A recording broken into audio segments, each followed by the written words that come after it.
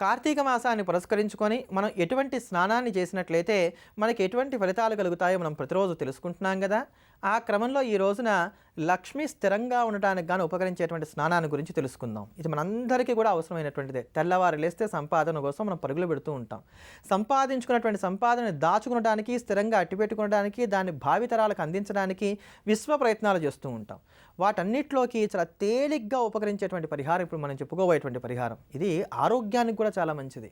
ఐశ్వర్యాన్ని నిలబెట్టుకోవడానికి, ఆరోగ్యానికి రెండింటికి కూడా బాగా చక్కగా మనకు ఉపయోగపడేటువంటి పరిహారం.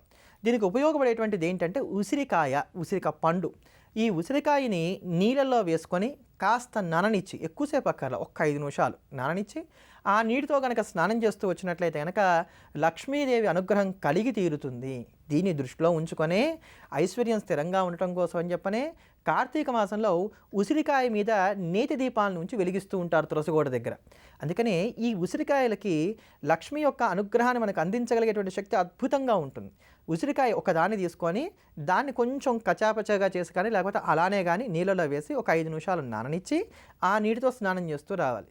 ఏమంటే సంవత్సరం పొడవునా మరి ఉసిరికాయలు లభించవు కదా, మరి ఎట్లా కుదురుతుంది ఇది అని అంటే, ఒకవేళ మీకు ఉసిరికాయలు లభించకపోతే కనుక తెల్ల ఆవాలు అని దొరుకుతాయి. ఈ తెల్ల ఆవాలని, నువ్వులని తీసుకోండి. తెల్ల నువ్వులైనా పర్వాలా, నల్ల నువ్వులైనా పర్వాలా, నువ్వులైతే చాలు. నువ్వులు, తెల్ల ఆవాలు తీసుకొని కొద్దిగా వీటిని నీళ్ళలో వేసుకొని ఆ నీటితో స్నానం చేసినా ఇంతే ఫలితం కలుగుతుంది. కనుక మొట్టమొదటి ప్రాముఖ్యత మాత్రం ఉసిరికాయకు.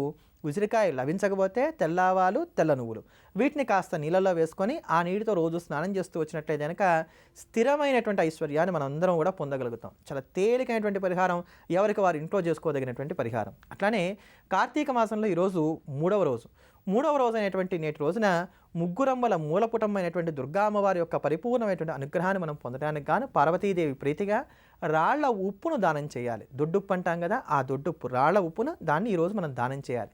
ఇలా దానం చేయడం వలన మనలో ఉండేటువంటి భయాలు, భ్రాంతులు ఏవైతే ఉన్నాయో ఇవన్నీ కూడా తొలగిపోయి అఖండమైనటువంటి సౌభాగ్యం కలుగుతుంది. సౌభాగ్యం అంటే భార్యకు భర్త, భర్తకు భార్య కలిగి ఉండటం మాత్రమే కాదు, చక్కటి సంతానాన్ని కలిగి ఉండటం, సమస్తమైనటువంటి ఉపకరణాలను కూడా, అంటే ఒక ఇల్లు, వాకిలి, చక్కటి సంపాదన, మంచి గౌరవం, మర్యాద, వాహనం వీటన్నిటిని కలిగి ఉండి వాటన్నిటిని కూడా అనుభవించడానికి కావాల్సిన యోగాలన్నీ కూడా పొంది ఉండటాన్ని కూడా సౌభాగ్యము అంటారు. అటువంటి సౌభాగ్యాలన్నీ కూడా ఈరోజు రాళ్ల ఉప్పును దానం చేయడం వలన మనందరికీ కలుగుతాయి. కనుక ఆ అమ్మవారి యొక్క పరిపూర్ణమైనటువంటి అనుగ్రహాన్ని పొందడం కోసం వీటన్నిటిని కూడా దానం చేద్దాం. అలానే విష్ణు యొక్క సోదరి అయినటువంటి దుర్గాదేవి ప్రీతిగా వీటిని దానం చేస్తూ విష్ణు అనుగ్రహాన్ని మనం పొందేటువంటి నారాయణ కవచం ఏదైతే ఉందో దాన్ని శ్రవణం చేద్దాం, తరిద్దాం. येन गुप्तः सहस्राक्षः सवाहानरि सैनिकान् क्रीडन्निव विनिर्जित्य त्रैलोक्यं बुभुजे श्रियम् भगवं सन्ममाख्याहि वर्म नारायणात्मकम् यथा ततायिनः शत्रून् येन गुप्तो जयन्मृथे। श्रीशुक उवाच वृतः पुरोहितस्त्वाष्ट्रो महेन्द्रायानुपृच्छते नारायणाख्यं वर्माहं तदिहैकमनाशृणु। श्रीविश्वरूप उवाच धौताङ्घ्रिपाणिराचम्य सपवित्रमुदन्मुखः। అమ్మా, అలాంటి వాళ్ళది నిజమైన ప్రేమ కాదు, అది వ్యామోహం.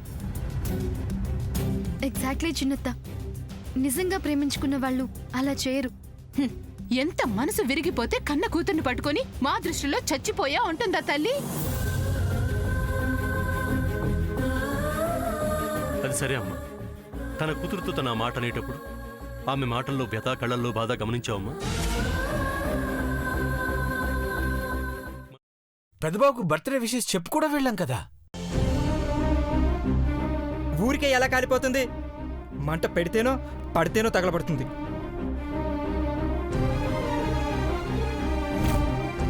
కరెక్ట్ చిన్నబాబు, నీకొచ్చినట్టే నాకు డౌట్ వచ్చింది. పార్వతే షర్టును తగలబెట్టిందనుకుంటా.